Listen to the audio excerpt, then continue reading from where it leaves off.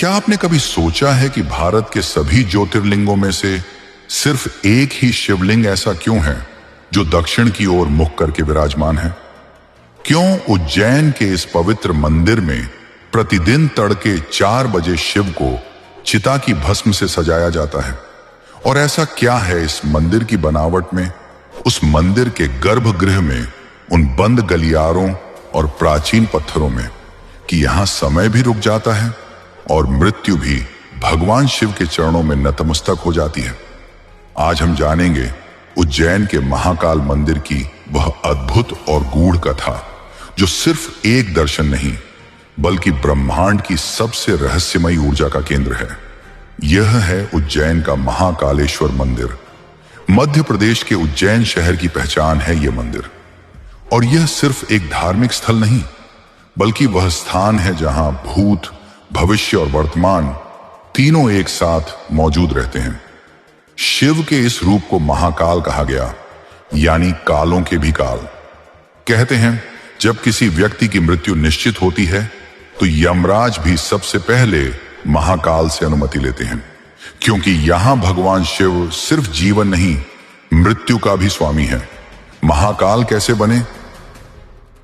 इस कथा की शुरुआत होती है सतयुग में। उज्जैन, जिसे तब अवंतिका कहा जाता था, एक बहुत ही पवित्र और यज्ञ प्रधान भूमि थी। यहां ब्राह्मणों द्वारा अनेक यज्ञ, तप और हवन होते थे। लेकिन तभी वहां आ पहुंचा एक भयानक राक्षस, दूषण, जो तपस्वियों को मारने लगा, वेदों की ऋचाएं नष्ट करने लगा। तब संतों ने शिव से प्रार्थना की और एक दिन यज्ञ कुंड की अग्नि से स्वयं शिव प्रकट हुए। उनके नेत्रों में ज्वाला थी, हाथों में त्रिशूल और शरीर पर भस्म लिपटी हुई थी। शिव ने दूषण का वध किया और उसी स्थान पर कहा, मैं यहां सदा के लिए निवास करूंगा, काल का भी नाश कर दूंगा। मेरा यह रूप महाकाल कहलाएगा। और तभी पहली बार शिव दक्षिण की ओर मुंह करके विराजे, क्योंकि दक्षिण दिशा यमराज की दिशा मानी जाती है। और इस रूप से शिव ने दिखा दिया कि अब मृत्यु भी उनके आदेश के बिना किसी को छू नहीं सकती। भस्म आरती, मृत्यु को महोत्सव बनाना। अब आते हैं महाकाल मंदिर की सबसे विचित्र और चमत्कारी परंपरा पर, जिसका नाम है भस्म आरती। सुबह के 4 बजे ब्रह्म मुहूर्त में, जब दुनिया नींद में होती है, तब उज्जैन के महाकाल मंदिर में शिव को सजाया जाता है चिता की भस्म से। हां, आपने सही सुना, यह परंपरा सदियों पुरानी है, जब साधु संत अपने ही मृत शरीर की भस्म को महाकाल को अर्पित करने की इच्छा रखते थे। क्यों? क्योंकि शिव के भक्त जानते थे, शिव ही हैं जो मृत्यु को सुंदर बना सकते हैं, जो मृत्यु को मोक्ष में बदल सकते हैं।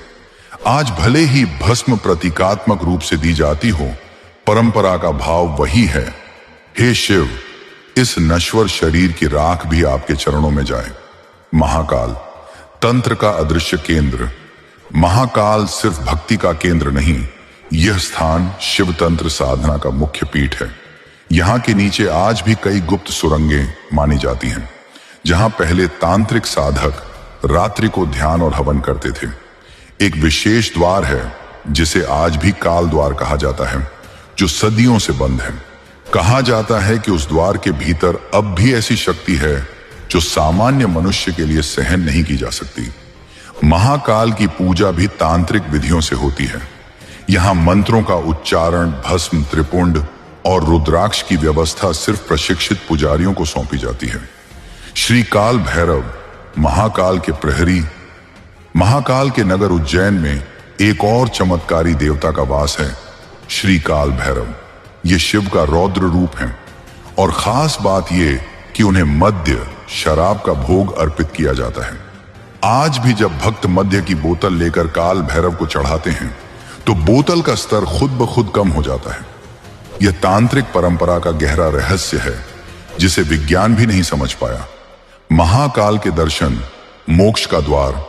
महाकाल का केवल दर्शन ही पापों का नाश करता है। कहते हैं जब मृत्यु निकट आती है और कोई भक्त उज्जैन जाकर महाकाल के दर्शन कर ले तो मृत्यु आसान हो जाती है, कष्ट मुक्त, भय से मुक्त। शिव कहते हैं जो मेरा स्मरण करता है मैं उसे मृत्यु के पार ले जाता हूं।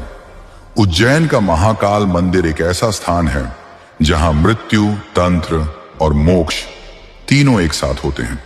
यहां शिव पूज्य नहीं, जीवित हैं। जो एक बार महाकाल के मंदिर में प्रवेश करता है वह खाली हाथ नहीं लौटता, क्योंकि वो शिव को सिर्फ दर्शन नहीं देता, वो शिव को स्वयं में अनुभव करता है। अगर आपको यह कथा गहरी और अद्भुत लगी हो तो लॉजिकल ज्ञान को सब्सक्राइब करें, वीडियो को लाइक करें और उन लोगों तक शेयर करें जो शिव के इस रहस्य को जानना चाहते हैं। हर हर महादेव, जय श्री महाकाल काल।